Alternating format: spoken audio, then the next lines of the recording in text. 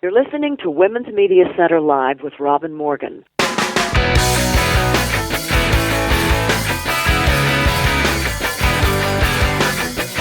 Welcome to Women's Media Center Live. I'm Robin Morgan. You may have noticed that this is Black History Month, and next month is Women's History Month. Well, on this show, every show is Black history and women's history and Hispanic heritage history and Asian American history and so forth and so on, and international history.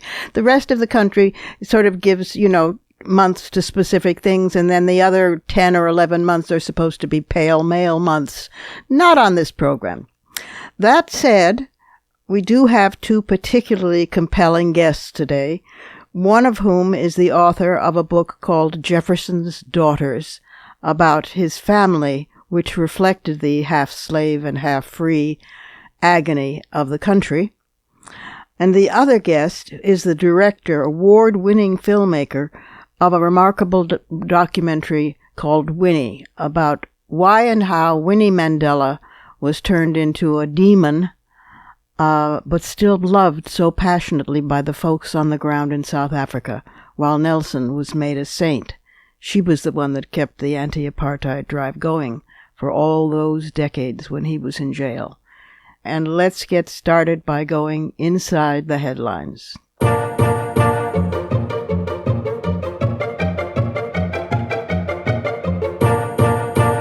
Ho-hum, another slow news week. Just kidding. While Special Counsel Mueller increased the pace of indictments in the Trump-Russia investigation, and high school students demonstrated against NRA ownership of spineless legislators, the White House cowered under a barrage of criticism over, in no particular order, turmoil about senior staff, including Jared Kushner, lacking security clearance, more details emerging about Trump's fixer, Michael Cohen's payoffs to Trump's various women. Two of those women, former porn star Stephanie Clifford and former, quote, Playmate Karen McDougal, inspired by MeToo, speaking out despite silencing agreements, and outrage over Trump's tweet storm, somehow blaming the Florida shooting on the FBI investigation of his Russia connections. Trump himself was busy surveying Mar-a-Lago club members about whether he ought to champion gun control measures. Meanwhile, his regime has been quietly dismantling LGBT-friendly policies, including health initiatives, rolling back regulations to protect gay and lesbian workers and patients, removing lesbian-gay-friendly language from documents, and reassigning the senior advisor dedicated to the community's health.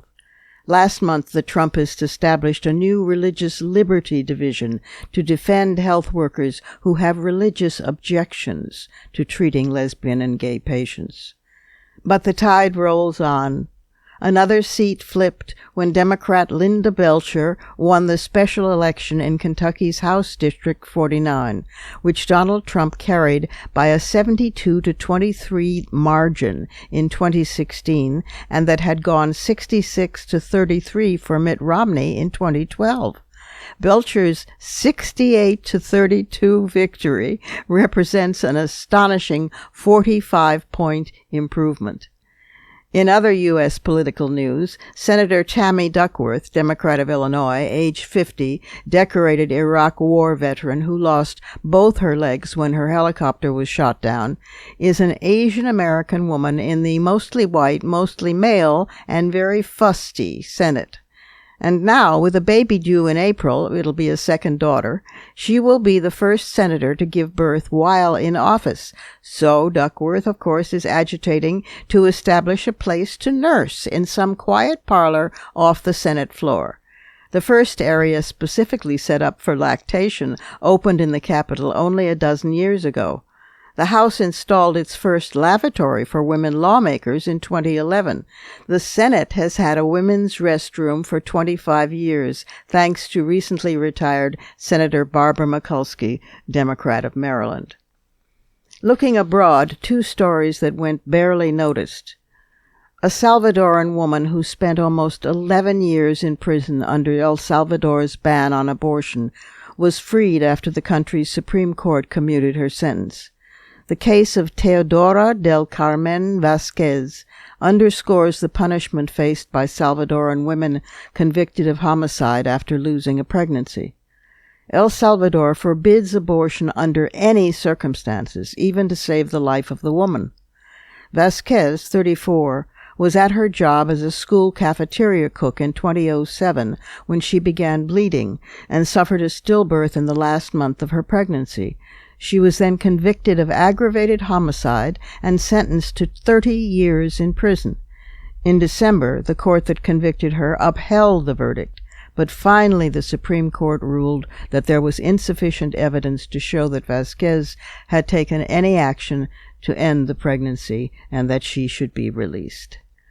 Across the globe in Vietnam, authorities have transferred ailing jailed blogger Nguyen Ngoc Nhu Kin to a remote prison more than 620 miles from her former location on the country's south-central coast, without notifying her family, her mother said. Kin, better known by her blogger handle Minam, or Mother Mushroom, was arrested October 10, 2016, while on her way to visit another human rights campaigner in prison, and she was sentenced in June 2017 to a decade in jail on charges of spreading propaganda against the state. Menam's mother last saw her daughter during a 10-minute prison visit on February 5th, when she learned that Menam was suffering from high blood pressure and was allergic to acetaminophen, the only medicine allowed her, which is used to treat mild to moderate pain and fever. Prison authorities refused to allow family members to provide proper medication. Last, a correction before closing.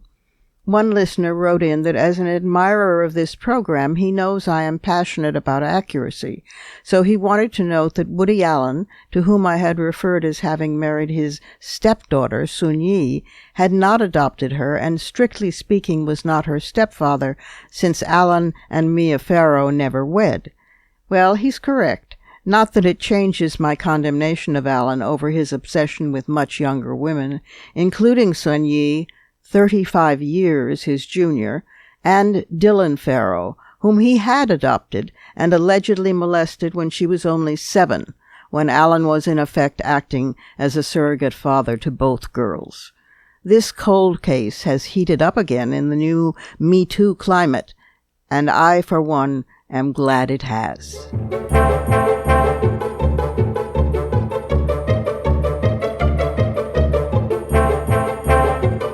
Time for a break here at Women's Media Center Live. I'm Robin Morgan. Remember when Lincoln said, "This nation cannot survive half slave and half free"? Well, what about a family that's half slave and half free, like Jefferson's family? We'll be right back with the author of a book, Jefferson's Daughters, which is about precisely that, and it is compelling. Stay with us.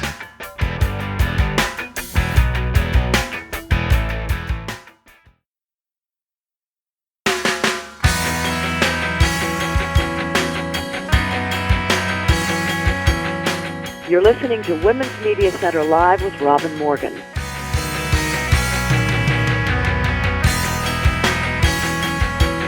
Welcome back.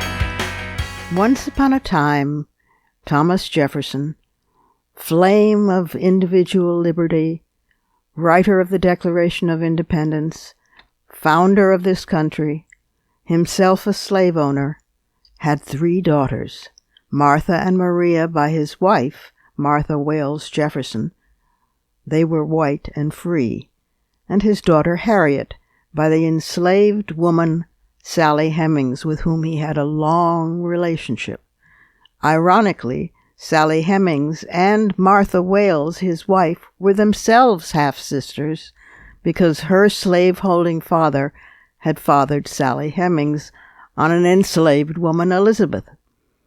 The story of these women and how they interrelated is brought forth in a remarkable new book called Jefferson's Daughters. The author is Catherine Kerrison, who is an associate professor of history at Villanova University, where she teaches courses in colonial and revolutionary America and women's history. Her first book, Claiming the Pen, Women and Intellectual Life in the Early American South, won the Outstanding Book Award from the History of Education Society, and she's here with us today. Catherine Kerrison, welcome to the program. Well, thank you, Robin. Thank you very much for having me. You have written a really important and just fascinating book. It is called Jefferson's Daughters, Three Sisters, White and Black in a Young America. This is, of course, the Sally Hemings relationship that Fawn Brodie took such incredible flack back in 1974 over. And people denied that there was a long-term relationship, in fact, with his enslaved woman, Sally Hemings. But you have now taken that really much further and talked about the interrelationships between these children. I've always wondered, and I've written feminist sort of analysis and theory of what it would have been like in that household where some of the children were slaves, enslaved, and some of the children were, quote, masters and mistresses, and they looked alike, and they had the same reddish tint to the hair, and the same curl, and how bizarre that was. So talk about how this book came to be, and thank you for it. Oh, thank you very much. Well, the book came to be in large part because while, of course, race and gender have always been important subjects and timely in the American experience, I had noticed how precisely, I suppose, because we had elected a black president, because twice we watched a woman run for the highest office in the land, that some people were talking about America as a post-racial and post-feminist society that would sort of fix all of the problems. Well, precisely. And at the same time, of course, the vitriol that is being heaped upon both of these people, and I just use them as examples of the kinds of things that are going on that were commented on frequently by very smart people in the newspapers and magazines, but it seemed to me that the analyses were sort of more looking at the symptoms and not the root of the problem, and it just, I thought, if Jefferson's three daughters have such different storylines, and yet they're connected to this eminent founder, with whom I think Americans tend to identify the most, because he gave us those glorious words that all men are created equal. So, and I thought that using the stories of these women as sort of a way to engage a conversation about how and why women and people of color did not experience the same revolution that eventually even poorer white men would come to enjoy the fruits of. So that's how this all came about in the first place. Exactly. Well, and one of the things that you bring out that has always broken my heart and stunned me, just blown me away every time I think of it, is that the racism and sexism intertwining, it was familial. It was a matter of family. I mean, it's a perverse thing that goes back even a generation. People think this began with Jefferson and Sally Hemings, but actually Sally Hemings and Jefferson's dead white wife, Martha Wales, were themselves half-sisters, because Martha Wales' slave-holding father had fathered Sally on one of his enslaved women, Elizabeth Hemings. So you have half-sisters. I always thought when he was grieving or mourning his dead wife, did he pursue her features on Sally Hemings' face when Sally Hemings was just a young girl? I mean, the shape of the brow, the tilt of the voice, and then there was his long affair with Sally Hemings, who had the smarts when in Paris to negotiate the future of her children, or so she thought. And then you have Harriet, and you have James, who becomes a chef, a great cook, and carves out a life for himself, James Hemings. And then you have Harriet, who runs. And the search that you made for Harriet's descendants brought tears to my eyes. Bless you for trying. Talk about that. Well, I hadn't. To be honest, when I started this project, I knew that I had varying source bases for each of the three sisters. So Martha, who lives till her early 60s, has 11 surviving children. Yeah. They generated a lot of letters. Mariah died at 25, infinitely fewer sources. For Harriet, practically nothing. Huh. And so when I first started this project, I just assumed that I would be sort of talking about Harriet almost as a symbol, sort of as sort of the vehicle for talking about the broader questions of race and the revolution. But when I discovered that in the District of Columbia, they started to maintain marriage records from 1811, then that's when I thought maybe it would be possible to find her, because Harriet goes to Washington City in 1822, right. And we know from her brother, who tells the family story 50 years later, that she went to Washington with the intention to pass as a freeborn white woman. Right. And he told us that she married a man of good standing in Washington City, and that they had a family of children, and that no one ever guessed who she was.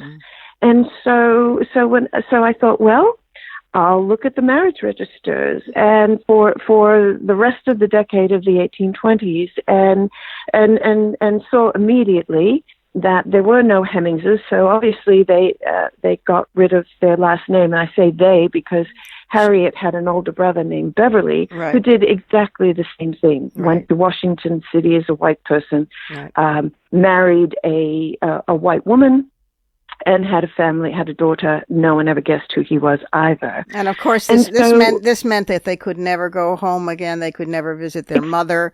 They had to sever absolutely all ties to their own family, because they had to disappear into whiteness.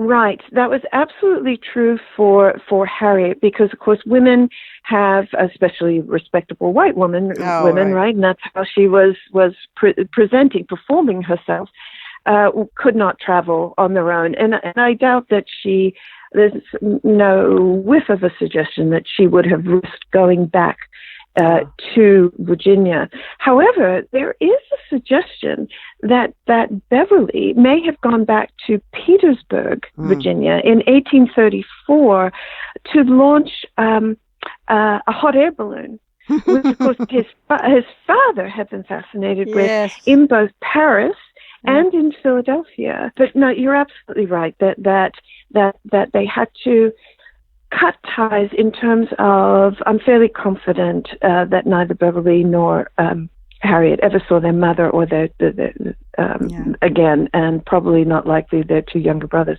However, clearly they maintained some kind of connection through letters, because Madison could tell the world in 1873 about his sister, even as he protected her by saying, I know the name of her husband, but I'm not going to tell you. This, of course, 1873, we're still in the Civil War is barely over. We're still in the midst of Reconstruction. Yeah. There's been enough violence to show that project is not going to go particularly well.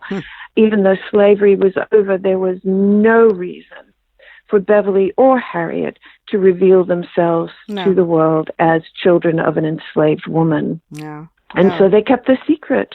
Yeah, and they were also, of course, children of a former president. I mean, and one of the founders of the country. That family, in its tears and rips of the fabric of the heart and searing of the mind, because Jefferson himself was a slaveholder, and yet he was ambivalent, and he tried to get it out of the Constitution, and he tried to get it out of the Declaration of and he failed. Right. And then on the other hand, it was a scandal, because his enemies made a lot about Sally Hemings, and yet what you brought out also is what we can can, to some extent, only imagine, but you've taken us as far as one could go into the relationship between the sisters. I mean, they were, which is fascinating. I mean, when they looked into a mirror, they saw the similar earlobes, Right. Well, I found it quite striking that Martha, the eldest daughter, that her daughter, Ellen, referred to all 4 of Sally Hemings's children as fair. Mm-hmm. Now, whether fair meant just skin color, although she tended to use the words yellow-skinned. Yes. But when she said fair, that immediately made me think of that auburn hair that Jefferson had. That's right. That reddish. And to look at his children and to wonder if, in fact, Harriet did have the same coloring. I mean, we know that Eston, one of Jefferson's sons with Sally Hemings, looked very much like Jefferson, and that even one of Jefferson's grandsons said, if the lighting was just right, you would think that you were looking at Thomas Jefferson when you were looking at Eston. He was as tall as Jefferson. He had the same coloring, right? And so I think one of the things that I really wanted us to see in this book is that even though Martha Jefferson Randolph in her old age is trying to refute these reports about Jefferson and Sally Hemings, and even as Ellen is trying to separate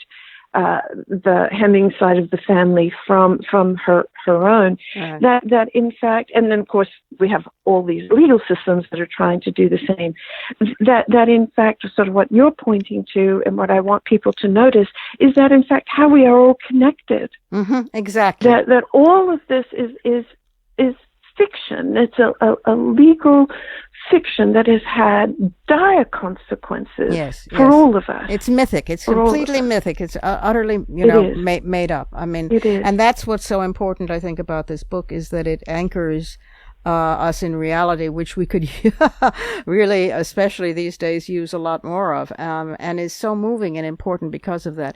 On this show, it's always Black History Month, and it's always Women's History Month. But this is particularly fitting on the cusp of the latter and during the former. This book shows white history, my dear, as well as Black and female history. Yes, because we construct all of these definitions in the face of the other, right? We only understand whiteness because we've constructed what blackness means. That's right. We only understand what being female means because we have a standard of what male means. And what this book shows is in fact that we absolutely cannot separate race and gender because they were born together in the 17th century and then maintained, indeed built into our legal system at the founding and the ways in which at the founding of this country. The structure. Yes. But they predate even that in that race and gender have always been intermixed because women always know who they're giving birth to, but men don't. And so it becomes very important when you need to have, quote, ownership of progeny to know whose child that is and what color that skin is. So you get reproduction and the oppression and ownership of women tied in with race inextricably. You can't fight one without the other. And this book is a very, very important step in that journey. Again, it is called Jefferson's Daughters, Three Sisters, White and Black in a Young America. It's by Kerrison, whom we've been talking with today. And it is fascinating. It also reads like a novel. It's written beautifully, and you can't wait to see what happens next, even when you can't find that out, but you can wonder. And you can look around and see it operating today. Thank you for this book, Catherine, and for your other fine works, and for being with us today. Thank you. Thank you very much for having me. And now it's time for the Surrealism Corner.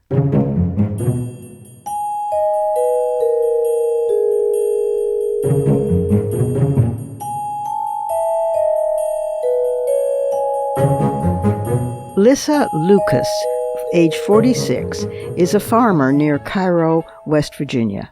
She attended a public hearing about a proposed new bill on mineral rights at the West Virginia State House on February 9th. She raised her hand, she was called on, and she began listing donations that some of the lawmakers had received from the oil and gas industry. For example, one of the bill's sponsors, Charlotte Lane, a Republican, had received $10,000 from industry interests. John H. Schott, another state legislator, was not amused when his name came up as having received $8,000 from industry interests, another $3,500 from mining companies, and $4,500 from oil and gas businesses. He asked Lissa Lucas to stop making personal comments. She replied that these were relevant to the bill. He then cut off her microphone and warned her that she'd be out of order if she continued. Nevertheless, she persisted, reading off the names of the next politicians, including Jason Harshbarger, who had also accepted donations related to the bill under discussion, which would have made it easier for oil and gas companies to drill on private land. Schott, the chair, then had her forcibly ejected. Ms. Lucas is now running as a Democrat for the House of Delegates to unseat Mr. Harshbarger. She's a self-described introvert, born and raised in West Virginia, who manages interactive media for a site that sells chickens. But she's mostly passionate about her farm, where she has mineral rights. She says people out here aren't against drilling on fossil fuels by and large. It's that we don't want the property invasion. These corporations are trying to force people to give up their mineral rights and take bad leases. I got increasingly worried that if I kept my nose buried in my garden, I wouldn't have a garden to keep it buried in. Lissa Lucas. Watch that woman. Here's a factoid that will change your shopping habits, as it certainly would mine if they hadn't changed already. It takes 500 to 1,000 years for a single-use plastic bag to break down. You know, those very, very thin ones. A New York City attempt to discourage single-use bags through a 5-cent fee was struck down at the state level. Meanwhile, nearly 100 municipalities had banned such bags as of last March, and 30 others have added fees.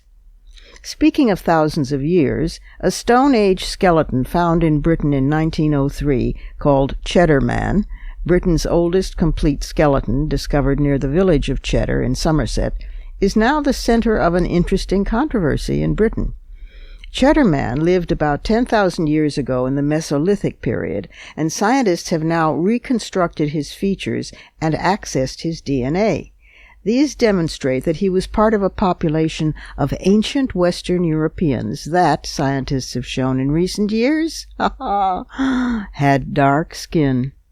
It turns out that fair skin pigmentation, long considered a defining feature of Europe, only goes back less than 6,000 years. The research was led by the Natural History Museum and University College London, and shows that Cheddar Man belongs to a population known as Western hunter-gatherers, who first migrated to Europe about 14,000 years ago. Today, about 10% of British ancestry can be linked to that population. Of course, some of the Brits were not amused by this discovery. What may seem a truth, that people who feel British should have white skin, through time is not immutable truth, said Jorn Diekman, a biologist at University College London who took part in the research. Well, we now know that everyone originally came from Mother Africa, and as populations expanded across the globe northward, where there was less sun, they needed lighter skin to absorb more vitamin D. So scientists weren't surprised. Another confirmation that race itself is a total myth, making racism all the more surreal. Last, here's a news note that really has nothing whatsoever to do with feminism, politics in general, or the state of the world, though it might have something to do with entropy and the apparent difficulty human nature has in understanding the consequences of our actions. It's just that I find it hilarious. Kentucky Fried Chicken stores in the United Kingdom ran out of chicken, rendering their entire menu essentially useless at 646 stores for forcing them to close. Right now, 562 stores remain closed due to a lack of poultry. Now, did someone at Kentucky Fried Chicken not read the sign over their doors? Did someone not notice what was or was not in the fridge? Did somebody forget to order stock? Did anybody plan anything? Or, wait a minute, hey, is this an action cleverly executed by vegetarian or vegan underground guerrillas organizing to combat foul play against fowls? Kentucky Fried Chicken ran out of chicken at hundreds of stores at the same time. It wins the absolute silliness prize in the surrealism corner.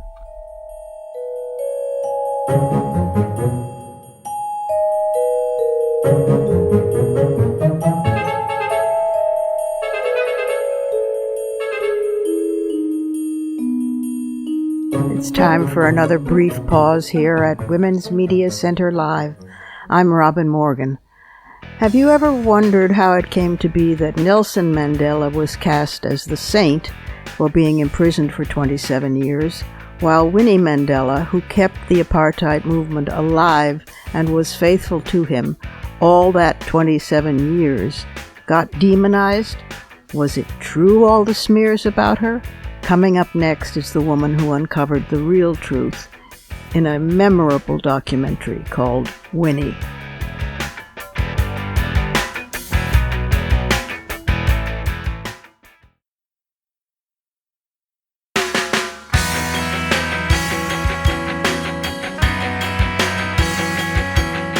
You're listening to Women's Media Center Live with Robin Morgan.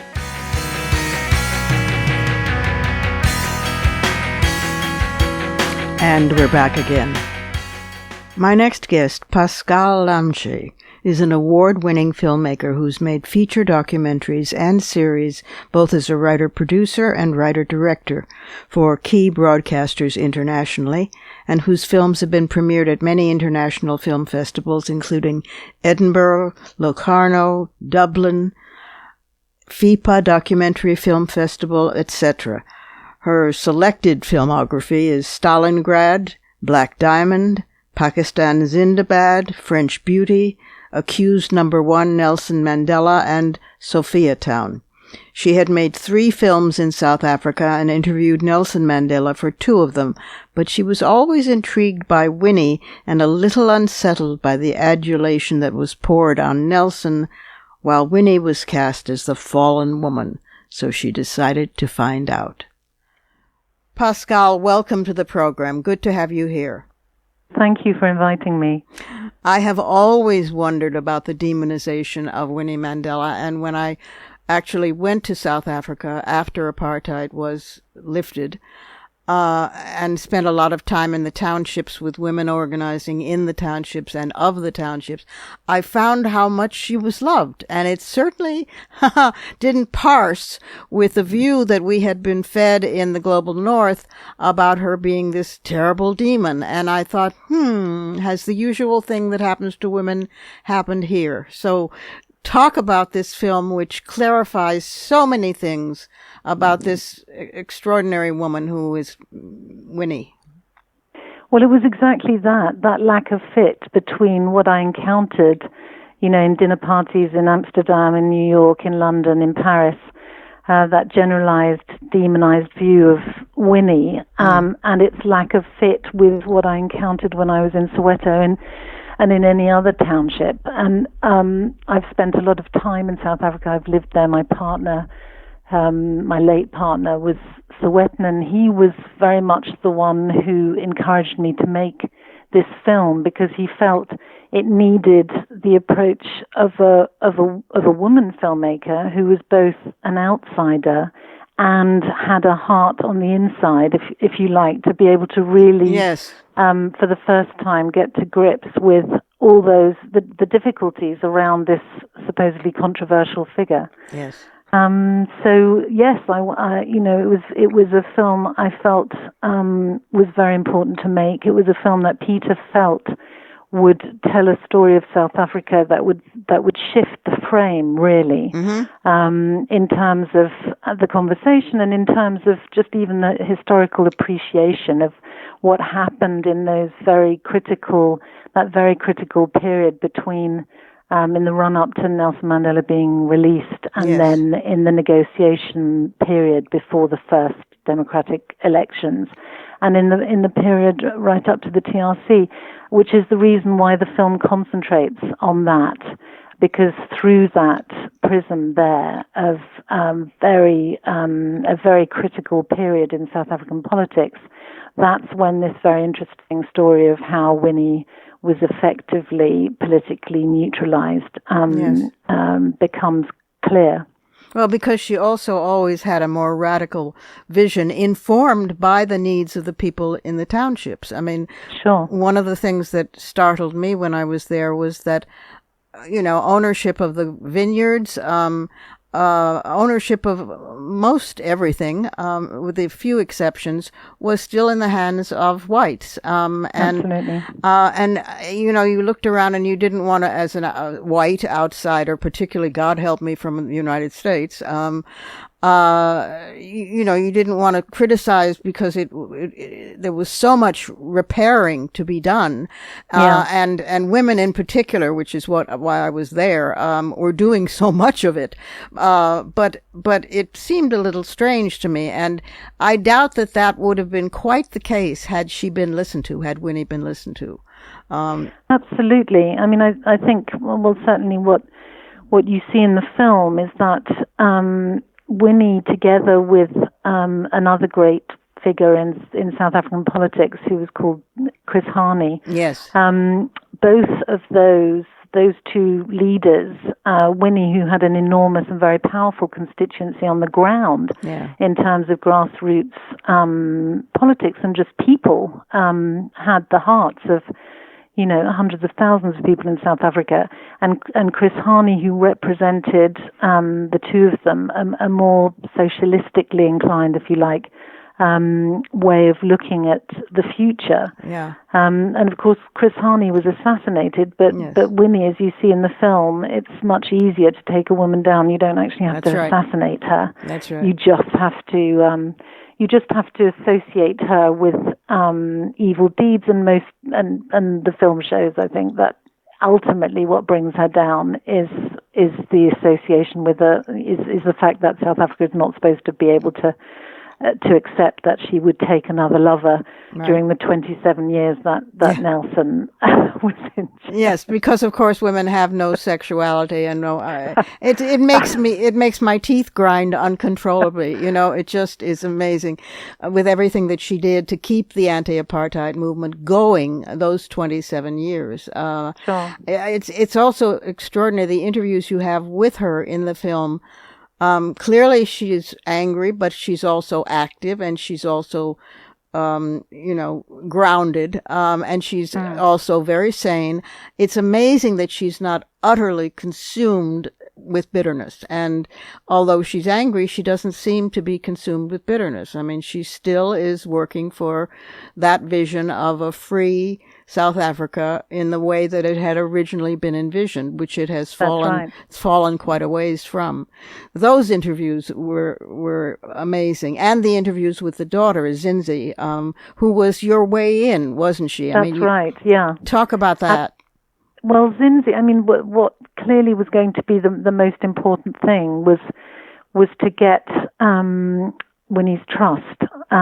So we began by meeting with Zinzi and building that relationship. Mm-hmm. And once that was established, then Zinzi was happy to introduce me to her mother. Mm-hmm. And then what I'd wanted was to have a series of interviews with Winnie, so that I could, in a way, just to permeate the narrative that she would also have constructed for herself. Uh-huh. And so we had 4 very in-depth interviews over a period of 2 years, actually. Yes. And that was very interesting. In the film, you see 2, although I used the audio from all 4. Uh-huh. And so and you see how the relationship deepens, and how I gradually, I think, I hope, peel away the onion skins to really get to I hope to the heart of the matter. Because when I first interviewed her, she was just coming out of mourning after Nelson had died, and we knew, in fact, that the approach needed to be made only once Nelson had gone, actually, because we felt that the history that would be stirred up if this was done properly, if we were able to do it properly, would be, South Africa wouldn't be ready for it until that time. Yes. And so it was a combination of the right historical moment, I think, and the time that was taken in trying to get to the root of and the heart of what really was going on, and that elicited those interviews that are really quite stunning. You do get very close to her. I think I certainly was very very moved at times by that encounter. No, I wept. At some of them. And you realize also she's still a relatively young woman. And you realize what a baby she must have been all those years when she was the single keeper of the flame. Absolutely. Allowed to see him very rarely, and but she was his sole voice to the outside world and his sole messenger in. So the fact that there is, to the extent that it is, quote unquote, free South Africa, now is on her docket. Has this film been played yet in South Africa? And if so, absolutely. What's been the reaction? Well, it was incredible, and in fact, I will send you even just one press review, because the Mail and Guardian, which is one of their most significant newspapers, literally said the next day history is changed. It knocked people out because, of course, it was a different view. It wasn't just because suddenly they understood what had happened in that process of vilification of Winnie Mandela. They also suddenly saw a whole section and chunk of their history differently. That's right. So it's had an immense impact in South Africa, but it hasn't yet come out in cinemas in South Africa, which it will do. This was the result of a premiere in a festival context, and it's had it's had 3 or 4 screenings in townships since that time, and had a phenomenal response. But the actual release of the film in South Africa is still pending.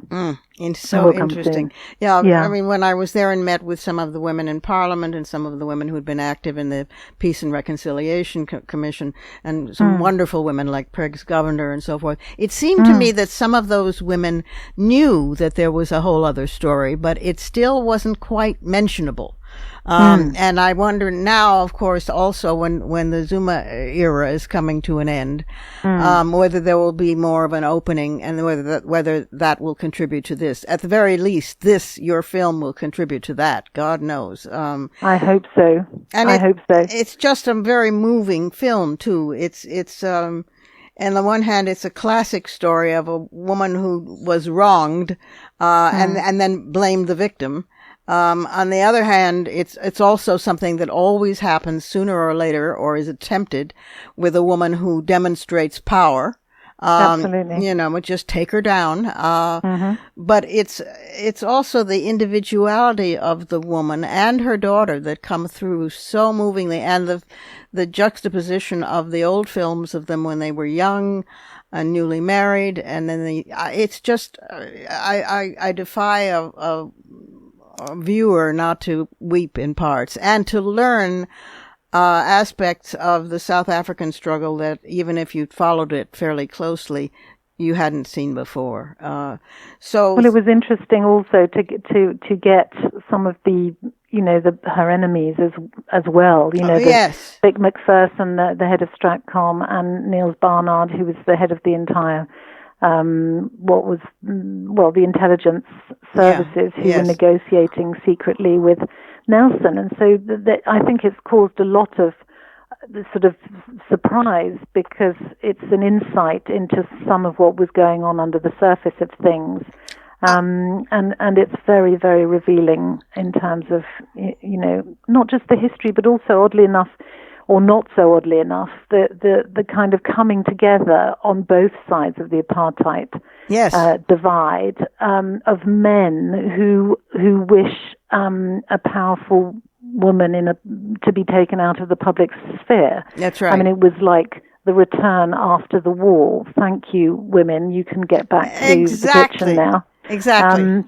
And that's essentially what happened to her and other women leaders, such as the Sisulu's wife, etc., who were good wives and obedient wives and were there to support essentially their husbands. They knew how to behave. But Winnie was a sort of a loose cannon who had been fighting the good fight alone for so long on the inside and very radically, and had been also military commander, etc. And to suddenly say, well, no, now you get back to the kitchen. Not gonna happen. Well, the amazing thing is that the interviews that you speak of with the head of the intelligence, the white South African, in a sense, are not surprising given who he is, but the blatant honesty with which he says, "Oh yes, we decided we have to take her down. So we started this myth, and then we started that smear, and then we started this lie, and then we planted this." The sheer bald-facedness of that is just breathtaking. And then, of course, there's the heartbreaking moment when Desmond Tutu comes on board and sort of denounces her. So there was, as you say, you get this vise closing on her, from the left and the right, from men who are black and who are white. And there's no place for her to go. And so they managed to squeeze her out, but she went down fighting, and she's still there. She certainly is. And thanks to you, the world will now know that. The film is simply called Winnie. It's easy to remember. Seek it out, listeners, on Netflix. It might still be on PBS streaming, or it might be on the PBS website, but look for it on Netflix. Look for it in your local theaters, because it will have a theater run in some places. Find it. It is an extraordinary work, and it changes history, and it's a great gift from you. Thank you, Pascale, and thank you for being with us on Women's Media Center Live. Thank you for inviting me. It's time for one final break here at Women's Media Center Live. I'm Robin Morgan, and I'll return directly with some fighting words.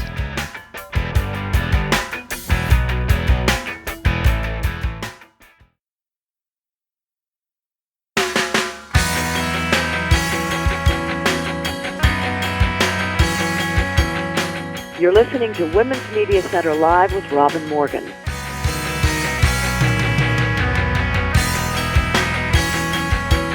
And we're back again with some fighting words.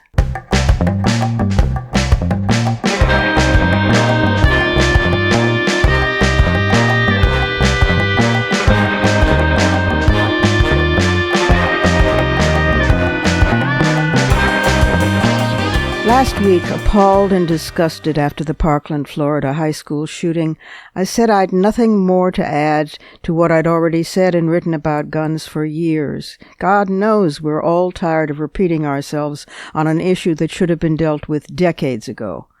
But I was wrong. I'm not done. Maybe I'm falling for an activist's addictive hope that this time, perhaps we have momentum. School shootings are currently the focus, and those terrific kids in high schools across the country are leading the way.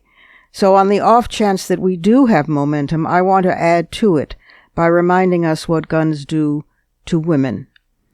I know some women like guns and own guns, okay, but I haven't yet heard of a woman going on a rampage and mowing down people with an automatic or semi-automatic rifle just for the hell of it.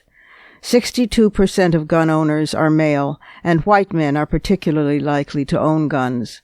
1 in 5 women, 22%, own guns, and research shows they do so for different reasons than men. Women cite protection and personal safety as their reason, not hunting or sport, and only a very few see themselves as part of a gun culture, gun shows, magazines and periodicals, clubs, shooting ranges, etc. But when it comes to the harm guns cause, women top the charts as victims. Domestic violence in America is to a significant degree a problem of gun violence. Over the past 25 years, more intimate partner homicides in the U.S. have been committed with guns than with all other weapons combined. In an average month, 50 women are shot to death by intimate partners in the United States, and more than half of all women killed by intimate partners in our country are killed with guns. In 9 of the 10 deadliest mass shootings in modern American history, the gunman had records of threatening, stalking, or physically abusing loved ones, almost always women. An advocacy group, Every Town for Gun Safety, found that 54% of mass shootings were connected to family violence. In fact, most mass shootings, defined as shootings of 4 or more people, are episodes of domestic violence. In cases where the relationship can be determined, 93% of women were killed by someone they knew, with researchers finding that up to 80% of intimate partner homicides involved a couple where the man had previously physically abused the woman. Before there were school shootings or church shootings or massacres at concerts, this domestic violence was going on. It's common, every day, everywhere. It doesn't get big headlines the way other shootings do, but it's the pervasive background, the steady beat to the more dramatic foreground like Parkland. Myself, I really don't believe there's common ground between opposing arguments on this. I know the history of the Second Amendment, and I believe it's clear in restricting gun ownership to a, quote, well-regulated militia. I also know the history that it was inserted by the slaveholding states to protect their local posses that hunted down escaped enslaved Africans. But still, I understand that incremental change is probably the only way this country will adopt the civilized mindset of every other industrialized, advanced country on the planet, and thus vastly diminish the number of guns and vastly decrease the number of deaths. There are so many things that could be done. One recent suggestion by Andrew Ross Sorkin, who covers economics for the New York Times, proposed that the finance industry, credit card companies like Visa, MasterCard, and American Express, credit card processors like First Data, and banks like Chase and Wells Fargo, refuse to allow their services to be used for the sale of firearms. He noted that PayPal, Apple Pay, and others announced years ago they would not allow their services to be used to buy guns. Then there's the 1996 so-called Lautenberg Amendment, that those who commit violence against their own families should lose their Second Amendment rights forever. It was agreed to almost unanimously in the Senate in 96, but it needs updating since it covers only batterers who live with their spouses or had children with them. Senator Amy Klobuchar of Minnesota has introduced a bill co-sponsored by Representative Debbie Dingell of Michigan that would close some of the loopholes by including current and former dating partners and strengthen laws to keep guns away from those convicted of stalking. Justice Department statistics show that 76% of women killed by their partners had been stalked before their deaths. Extreme risk protection orders could make a big difference. They allow law enforcement agencies and immediate family members to petition the court to temporarily prohibit a person's access to firearms by showing he's a danger to himself and others. That seems mere common sense. 22 states and Washington, D.C. have laws that go beyond the federal limits for restraining orders, and their rate of partner homicide with firearms has dropped 14%. 4 of those 22 states prohibit gun possession by anyone convicted of a violent misdemeanor regardless of the victim's relationship to the offender, and that has led to a 23% drop in intimate partner homicides. And these orders could affect not only family violence, but suicides and even broader mass shootings as well. Blaming this shoot-'em-up culture on mental ill health is, well, crazy. Americans are not more mentally unstable than any other country, although some days I do have my doubts about that.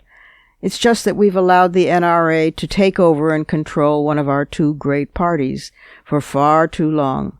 So while we pressure Congress, and while we make damn sure we flip Congress this fall, why not also take our demonstrations and pressure to the source itself? Why not stage picket lines and rallies and die-ins round the clock at NRA headquarters? Their address is right on their website, 11250 Waples Mill Road, Fairfax, Virginia. What a perfect place for the executives, day after day, to hear chants of, "Hey, hey, NRA, how many kids did you kill today?" And, "Hey, hey, NRA, how many women did you kill today?" Just a thought. Those are my fighting words. Add yours on Twitter, and remember to tag us at WMC Live and use the hashtag #FightingWords.